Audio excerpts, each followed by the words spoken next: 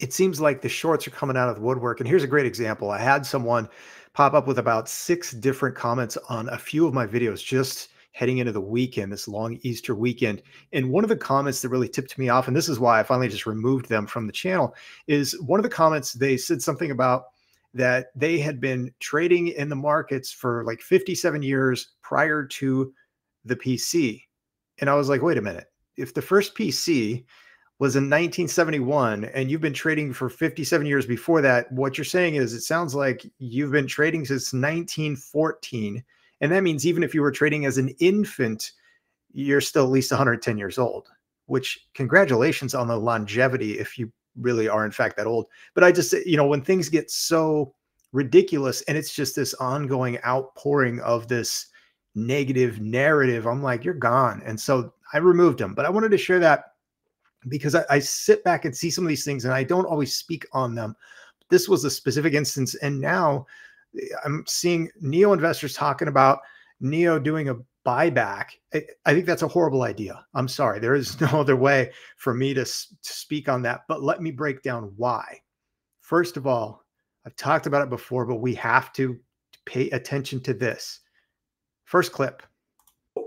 RegSHO for short sales, the purpose of RegSHO was to create some sort of accountability in the system.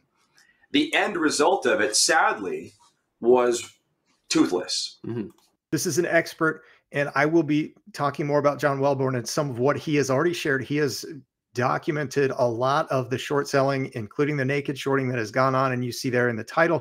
Now, I am going to share all the links for all this stuff that I talk about, so you can dig into it as far as you want to go in depth. But this is the RegSHO that he talked about, and I've highlighted it. This whole part. This is basically the naked short sales, and one of the things they talk about is why they've basically justified or allowed market makers like Citadel, who is also a short in NIO.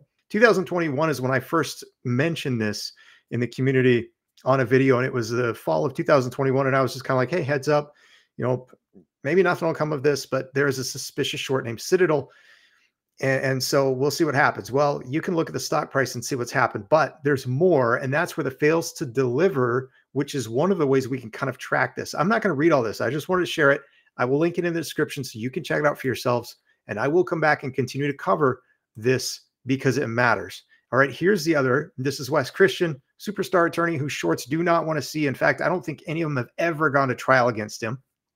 And he is speaking, and this is what he says. And this is why I think a share buyback is a horrible idea for NIO right now. There's also fails abroad in Canada.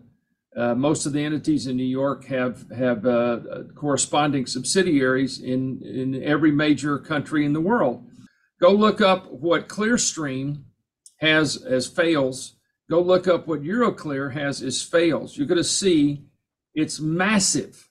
The number ranges from 27 trillion to hundreds of trillions, okay, depending upon how you calculate it. Okay, did you hear that? Trillions to hundreds of trillions, and this is abroad. Now hang on, because this is kind of the final piece. I want to have these dots out there so people can start connecting them. This is the way that I sort of see things. This is just the US fails to deliver for NIO stock. And if we look at a day where, for example, right here, almost 2 million shares could not be located. So they could have been made up out of thin air and used to suppress stock price. And that's over 2 million of them on a day where there was less than 40 million of total trade volume, at least that we saw.